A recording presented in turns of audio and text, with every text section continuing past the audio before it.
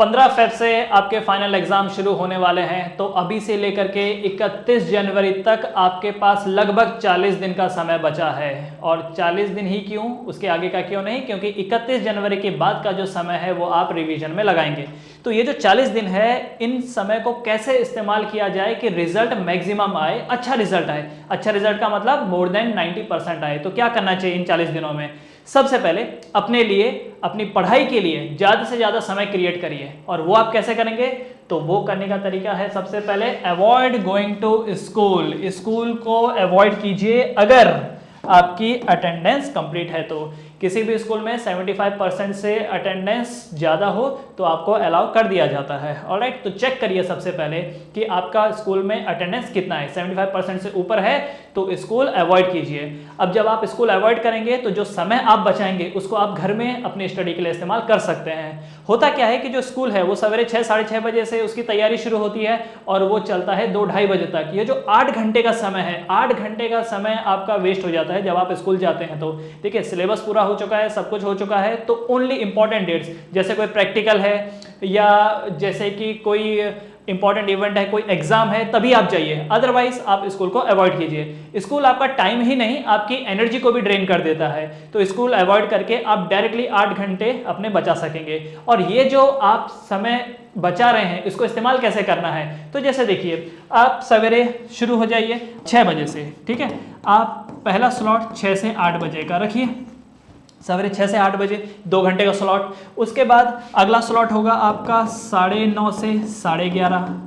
उसके बाद अगला स्लॉट होगा आपका 1:30 बजे से लेकर के 3:30 बजे तक, ठीक है। 2-2 घंटे के स्लॉट बनाने हैं। उसके बाद अगला होगा आपका 5:30 बजे से 7:30 बजे तक, ठीक है। 5:30 से 7:30 बजे तक। एंड फिर आखिरी वाला 9 बजे से लेकर के 11 बजे तक। तो 2-2 घंटे के आपने कितने स्लॉट बनाए? 5 स्लॉट। और कितने हुए? 10 घंटे हुए।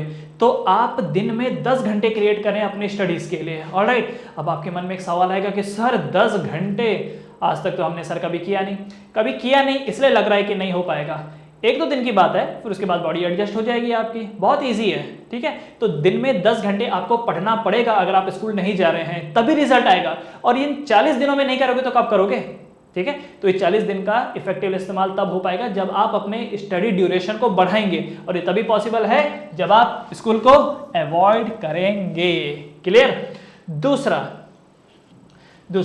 Have targeted study.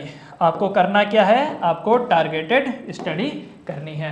अब टारगेटेड स्टडी का मतलब क्या हो गया? देखो, नॉर्मली हम क्या करते हैं, स्टडी मटेरियल लेके बैठते हैं और उसको पढ़ना चालू करते हैं। तो जब कोई टारगेट नहीं होगा तो मन कभी इधर भटकता है, कभी उधर भटकता है। आपको लगता है स्टडी कर रहा हूं मैं, घर वालों को लगता है स्टडी कर रहा हूं, और लास्ट में कुछ फ्रूटफुल रिजल्ट आता ही नहीं है, सिर्फ समय की बर्बादी होती है। तो इसीलिए आपको करना क्या है? टारगेटेड स्टडी करना है। तो टारगेटेड स्टडी करने से क्या होता है कि अगर माइंड थोड़ी देर के लिए भटका भी तो तुरंत वापस आ जाता है कि अरे भाई, हमको तो इतना टास्क करना था और हम तो अभी इतने पे ही हैं। तो इसीलिए क्या करना है? टारगेटेड स्टडी करना है। अब मैं यहाँ पर ये देखता हूँ कि नॉर्मली 2 अप्रोचेस होती हैं स्टूडेंट्स की। अप्रोच का मतलब 2 टाइप के स्टूडेंट होते हैं। एक वो होते हैं जिनके कॉन्सेप्ट्स क्लियर हैं, ठीक है। एक वो स्टूडेंट हैं जिनके कॉन्सेप्ट क्लियर हैं, और एक वो स्टूडेंट हैं जिनके कॉन्सेप्ट अभी वीक हैं, क्लियर नहीं हुए, अभी वीक हैं। तो पहले बात करते हैं ऐसे स्टूडेंट्स की जिनके कॉन्सेप्ट अभी कमजोर है। उनको क्या करना है? सबसे पहले उन्हें क्विक नोट्स को रिवाइज करना है, ठीक है। क्विक नोट्स को रिवाइज कर सकते हैं, या फिर चैप्टर का अगर कोई वीडियो रिकॉर्डिंग है आप उसको देख सकते हैं सबसे पहले। उससे क्या होगा कि उस चैप्टर में क्या है उसका अंदाजा आपको आ जाएगा, ठीक है। और इसका भी जो आपको टेन्योर रखना है वो कितना रखना है? 1 आवर। कितना रखना है? 1 आवर की 1 घंटे में मुझे उस चैप्टर का जो भी नोट्स है, जो भी उसकी समरी है, उसको 1 घंटे में ही निपटाना है, 1 घंटे से ज्यादा नहीं। हाँ, अगर आप 11-12 के स्टूडेंट हैं तो आप 2 घंटा ले सकते हैं या 2.5 घंटा ले सकते हैं। ऑलराइट, अगेन याद रखना ये जस्ट एक टेम्पलेट है, ये जस्ट एक टेम्पलेट है। हो सकता है किसी में 1 घंटे से थोड़ा ज्यादा लगे, हो सकता है किसी में थोड़ा सा कम लगे, आगे पीछे छोटा सा कर सकते हो, लेकिन याद रखें होना चाहिए टारगेटेड ओनली, ठीक है। बिना टारगेट के काम करना ही नहीं है, टारगेट होना ही चाहिए। सिमिलरली जो मैं थोड़ी देर पहले आपको टाइम का बता रहा था कि 2-2 घंटे का स्लॉट बनाओ, जरूरी नहीं कि आप एक्जैक्टली 2 घंटे का ही बनाओ। कभी ऐसा लगे कि 1.5 घंटे का होना चाहिए तो 1.5 घंटे का बनाओ, कभी ऐसा होने लगे कि 2.5 घंटे का होना चाहिए तो 2.5 घंटे का बनाओ, लेकिन करना 10 घंटे ही है, ठीक है। समझ में आया? तो इसीलिए यहां पर भी आपको क्या करना है? टारगेट वाइज काम करना है। तो जिनके कॉन्सेप्ट क्लियर नहीं है, पहले वो कॉन्सेप्ट पे ध्यान देंगे, क्विक नोट्स बनाएंगे और क्विक नोट्स को रिवाइज करेंगे और 1 घंटे का समय वो डिसाइड करेंगे उसके लिए। उसके बाद सेकंड स्टेप में उन्हें क्या करना है, प्रीवियस ईयर क्वेश्चन बैंक्स को सॉल्व करना है। ठीक है, प्रीवियस ईयर क्वेश्चन बैंक जो है उनको सॉल्व करना है। और जब वो प्रीवियस ईयर क्वेश्चन बैंक को सॉल्व करेंगे तो इसमें भी उनको टारगेट रखना है। क्या टारगेट रखना है यहाँ पर? टारगेट ये कि 25 क्वेश्चन इन 1 आवर, 25 क्वेश्चन 1 घंटे में हो जाने चाहिए। ठीक है, अगेन 25 से ज़्यादा भी हो सकते हैं अगर चैप्टर इजी है, और 25 से कम भी हो सकते हैं अगर चैप्टर डिफिकल्ट है, पर करना टारगेटेड वे में ही है। ठीक है, तो देखो अगर आपने 1 घंटे में 25 क्वेश्चन का टारगेट रखा तो 20 तक तो हो ही जाएंगे, राइट। लेकिन अगर टारगेट ही नहीं रखोगे तो ऐसा होगा कि बस 3-4 क्वेश्चन ही हुए और पूरा घंटा भर निकल गया। ठीक है, तो टारगेटेड स्टडी। अब आपके मन में सवाल आएगा कि सर पर 25 तो बहुत ज़्यादा होते हैं, इतने कैसे होंगे, इतने कैसे होंगे? देखो सारा खेल ना माइंडसेट का है, माइंडसेट ठीक करोगे सब ठीक हो जाएगा। एक लॉ है, पार्किंसंस लॉ बोलते हैं उसको, वो क्या कहता है कि अगर हमारे पास समय बहुत ज़्यादा है तो हमारा वर्क भी खींचता चला जाता है, अगर समय ज़्यादा है तो वर्क भी खींचता चला जाता है। जैसे कि अगर बिजली का बिल 25 तारीख को भरने के लिए बोला है और आज 1 या 2 तारीख है, तो ऐसे में हम 25 तारीख के आने का इंतजार करते हैं, तब तक कोई एक्शन नहीं लेते कि जब तक 25 तारीख ना आ जाए, और फिर जब आखिरी दिन आता है उस दिन जम जाते बिल भरने के लिए।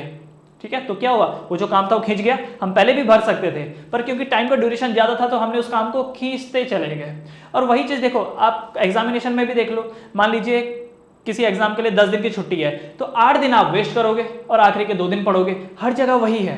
ठीक है, तो क्या हो रहा है यहाँ पर, ये माइंडसेट का खेल है। आप जब इन क्वेश्चनों को सॉल्व करोगे तो आपको ऐसा सोचना है कि ये जो 1 घंटे का समय है जिसमें ये 25 क्वेश्चन आ रहे हैं, 1 घंटा खत्म होने के बाद मेरा फाइनल एग्जाम है। ठीक है, ये नहीं कि 40 दिन बाद एग्जाम है, नहीं, ये 1 घंटा खत्म होते ही मेरा फाइनल एग्जाम है और जो ये 25 क्वेश्चन इसमें दिए गए यही इस एग्जाम में आएंगे। आप देखो आपका दिमाग कितना तेज चलेगा, अब आप फटाफट क्वेश्चन सॉल्व करोगे। तो खेल किस चीज का हुआ यहाँ पर, माइंडसेट का हुआ। समझ में आया? तो माइंडसेट को सही करिए, एग्जाम दूर नहीं है, एग्जाम जस्ट उस 1 घंटे बाद है।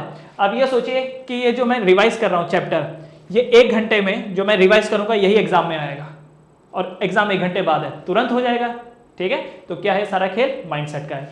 ऑलराइट, तो कॉन्सेप्ट अगर कमजोर है तो पहले क्विक नोट्स पे अपना समय लगाइए 1 घंटा, और अगर 11th-12th के स्टूडेंट है तो आप 2 घंटा भी लगा सकते हैं, 2 से 2.5 घंटे। ठीक है, और दूसरा प्रीवियस ईयर क्वेश्चन पेपर आपको सॉल्व करना है। अगर आपके कॉन्सेप्ट स्ट्रांग है तो आप ऐसे में डायरेक्टली PYQs को सॉल्व कर सकते हैं। ठीक है, प्रीवियस ईयर क्वेश्चन बैंक। देखिए प्रीवियस ईयर क्वेश्चन जो होते हैं ना वो बहुत इंपॉर्टेंट होते हैं, ये वो क्वेश्चन हैं जो एग्जाम में पहले भी आ चुके हैं और आगे भी आएंगे, वैल्यू चेंज कर करके आएंगे। ठीक है, तो PYQs आपको सॉल्व करना है। और एक बात याद रखिए, एक बार से बात नहीं बनेगी। आप सोच रहे कि मैंने एक बार कर लिया हो गया, जी नहीं, एक बार नहीं, आपको यही चीज 5 बार करनी पड़ेगी अगर आप चाहते हैं कि आपका स्कोर 90-95 से ऊपर आए। फॉर एग्जाम्पल RD शर्मा, आपने सोचा कि चलो मैं RD शर्मा के क्वेश्चन करूंगा, तो क्या एक बार से हो जाएगा? जी नहीं, सिर्फ एग्जाम्पल पकड़ लीजिए। एग्जाम्पल देखिए, एक होता है एग्जाम्पल और एक होती है एक्सरसाइज। एक्सरसाइज को फिर भी छोड़ दीजिए। RD शर्मा के अगर आप एग्जाम्पल को 5 बार करते हैं तो इस बात के पूरे चांसेस हैं कि मोर देन 90-95% आपके मार्क्स आएंगे। अब आपके मन में सवाल आएगा, सर 5 बार, या तो एक बार RD शर्मा करना मुश्किल हो रहा है और आप 5 बार बोल रहे हैं। देखो क्या होता है, अगेन वही है, कभी किया नहीं ना, कभी शुरुआत नहीं की इसलिए ऐसा लग रहा है। देखो एक एग्जाम्पल से समझो, RD शर्मा में जो भी आप चैप्टर ले रहे हो उसमें 70 क्वेश्चन है, तो जब आप पहली बार करोगे फर्स्ट टाइम, तो फर्स्ट टाइम आपको पूरे के पूरे 70 क्वेश्चन करने पड़ेंगे, राइट, क्योंकि हर एक क्वेश्चन करना है। जब आप सेकंड टाइम जाओगे तो 70 करने की जरूरत नहीं पड़ेगी। क्यों नहीं पड़ेगी? क्योंकि फर्स्ट टाइम कुछ क्वेश्चंस ऐसे होंगे जो आपने इजीली कर लिए, कुछ क्वेश्चंस ऐसे होंगे जिसमें आप अटके, तो जिसमें आप पहली बार अटके वही सेकंड टाइम करने हैं, क्योंकि जो पहली बार हो गए दूसरी बार तो हो ही जाएंगे। तो दूसरी बार आपको क्या करना है, उन क्वेश्चन को करना है जिसमें आप अटके। तो सेकंड अटेम्प्ट के लिए आपके पास सिर्फ 40 ही क्वेश्चन रह गए, आपके पास सिर्फ 40 क्वेश्चन रह गए। उसके बाद जब आप तीसरा अटेम्प्ट करोगे, थर्ड अटेम्प्ट, तो थर्ड अटेम्प्ट में आपके पास सिर्फ 25 क्वेश्चन रह जाएंगे, क्योंकि कुछ ऐसे क्वेश्चन होंगे जिसमें आप सेकंड टाइम अटके थे पर तीसरी बार आप नहीं अटके, तो अब सिर्फ आपके पास 25 क्वेश्चन रह गए। सिमिलरली जब आप फोर्थ अटेम्प्ट करोगे तो फोर्थ अटेम्प्ट में आपके पास 10 क्वेश्चन रह जाएंगे और फिफ्थ अटेम्प्ट में तो 1 से 2 क्वेश्चन ही रह जाएंगे। तो जो मेजर पार्ट था वो तो फर्स्ट एंड सेकंड अटेम्प्ट का ही था, बाकी तो इजीली हो गया। तो कहने की बात है कि 5 बार करो, लेकिन करना बस मेजरली 1-2 बार ही पड़ता है। ठीक है, और एक और बात याद रखना, जो बच्चा सिर्फ एक ही बार करता है उसे बस इतना आइडिया होता है कि किस टाइप के क्वेश्चन बनते हैं, लेकिन जो 4-5 बार कर लेता है उसको आइडिया होने के साथ साथ उसकी स्पीड भी बढ़ जाती है। उसको पहले ही पता चल जाता है कि ओके ये क्वेश्चन है, ऐसा ऐसा मैंने किया था, फटाफट हो गया था, और वही मेथोडोलॉजी को फॉलो करता है और इजीली कर लेता है। ठीक है, तो क्या है यहाँ पर, ज्यादा से ज्यादा बार आपको सॉल्व करना है, 5 बार सॉल्व करिए, तभी बोला जा सकता है कि प्रैक्टिस बहुत अच्छी चल रही है। अगेन वही बात बोलूंगा, अब नहीं तो कब। ठीक है, तो क्या करना है आपको, टारगेटेड स्टडी करना है। उसके बाद अगला तीसरा पॉइंट, मेक क्विक नोट और माइंड मैप। देखो एक A4 साइज का पेपर ले लो, उस A4 साइज के पेपर में लिख लो जो भी इंपॉर्टेंट फॉर्मूलेज है उसमें लिखो, जो भी इंपॉर्टेंट लॉज है, कोई थ्योरम है, ठीक है, अगर केमिस्ट्री है तो कोई रिएक्शन है, यूनिट्स है वगैरह, जो भी उस चैप्टर में है पूरा का पूरा चैप्टर एक कागज में उतारने की कोशिश करो A4 साइज के, और उसको घरों की दीवारों में चिपका दो। आते जाते देखते रहो उसको, आते जाते उसको देखते रहोगे, जितनी बार देखोगे उतना अच्छे से याद होगा, और जितना अच्छे से याद होगा उतना एग्जाम में आप अच्छे से अटेंड कर पाओगे। और एक और बात, जब आप रात को सोते हो उस टाइम पे इसको रिकॉल करने की कोशिश करो, क्योंकि रात को सोते वक्त जिस चीज को भी आप रिकॉल करोगे वो आपके सबकॉन्शियस ब्रेन में बहुत अच्छे से फिट हो जाएगा, और एक बार कोई चीज सबकॉन्शियस ब्रेन में फिट हो गई तो वो कई सालों तक याद रहती है। समझ में आया? तो इसलिए आपको करना क्या है, आपको क्विक नोट्स बनाने हैं, एक कागज में लिखना है और पूरे चैप्टर को उसी कागज में लिख करके उसको दीवारों में चिपका देना है। ठीक है, और इसी चीज को हम लोग माइंड मैप भी बोलते हैं। ऑलराइट, और अगर लोकल लैंग्वेज में बोलूं तो जैसे हम चिट बनाते हैं, चिट वैसे आपको बनाना है, एग्जाम में नहीं लेके जाना है पर बनाना है, और उसको घर की दीवारों में लगा देना है, रंगने दो, पूरी दीवार को रंग दो। ठीक है, अच्छे मार्क्स आएंगे तो सब वसूल है। क्लियर?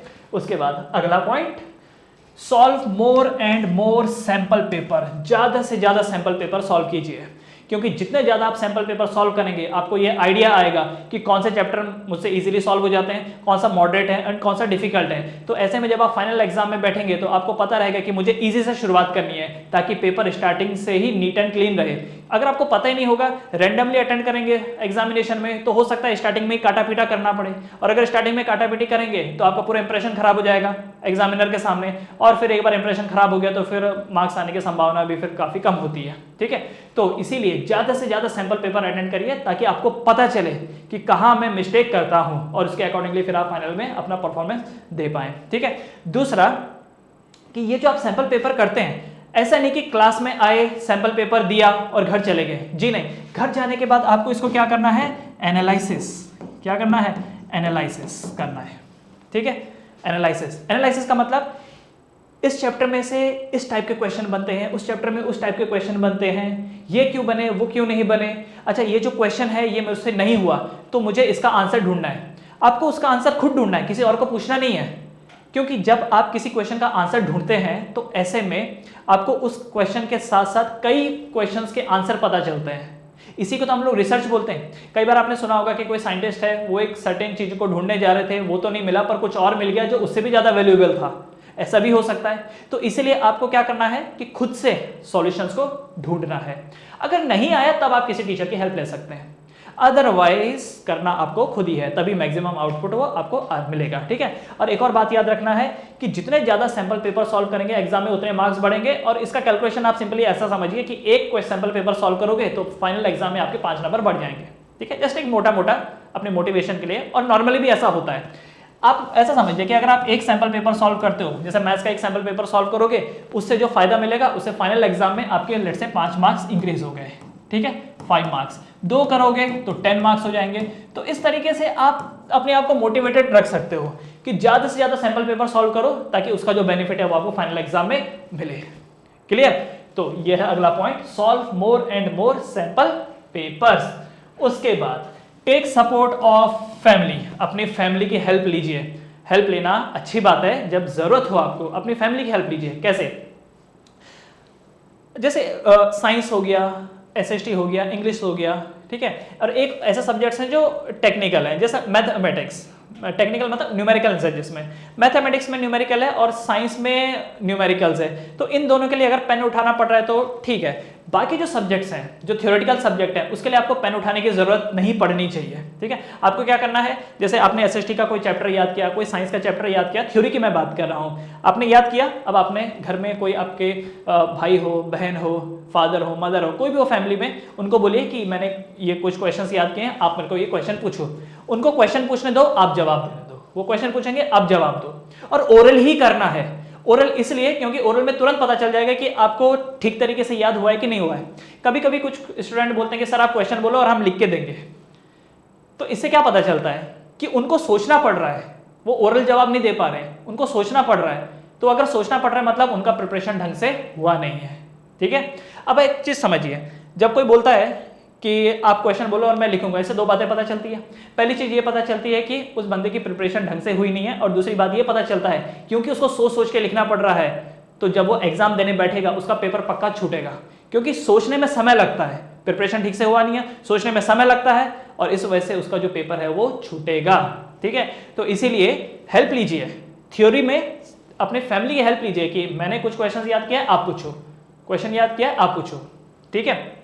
हाँ, मैथमेटिक्स में जहाँ पर न्यूमेरिकल्स इन्वॉल्व हैं वहाँ पर आप तो पेन पेंसिल का इस्तेमाल तो करना ही पड़ेगा, पर बाकियों में ज़रूरत नहीं पड़नी चाहिए।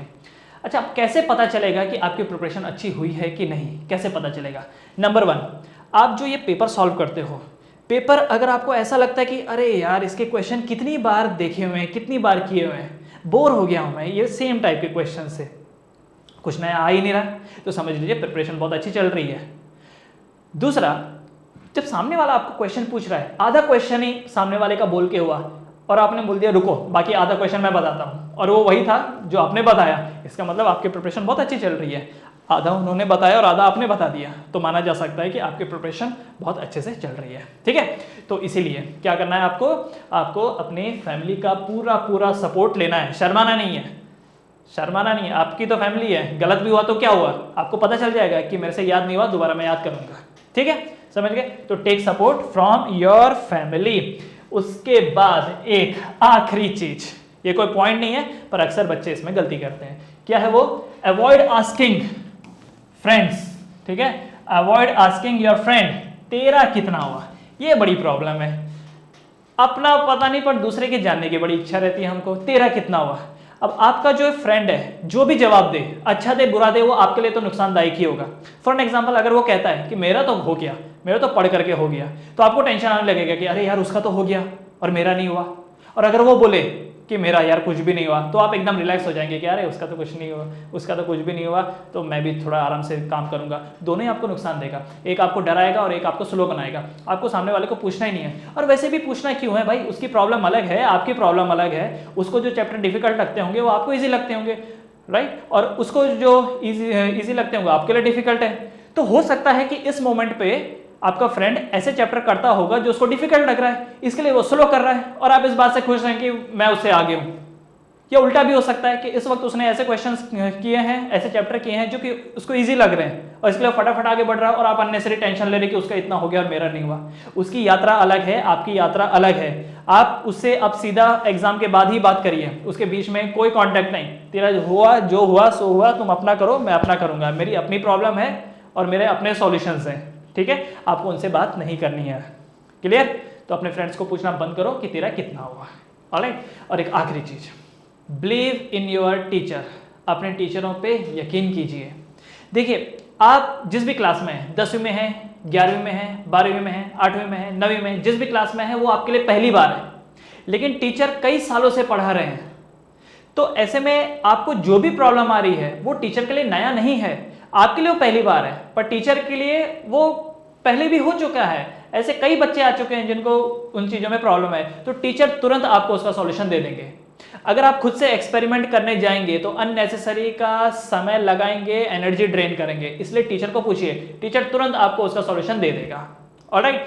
तो जो बातें मैंने आपको बताई है वो सारे के सारे पॉइंट्स को ध्यान में रखिए, अपने 40 दिनों का इफेक्टिवली इस्तेमाल कीजिए और अपने रिजल्ट को बढ़ाइए।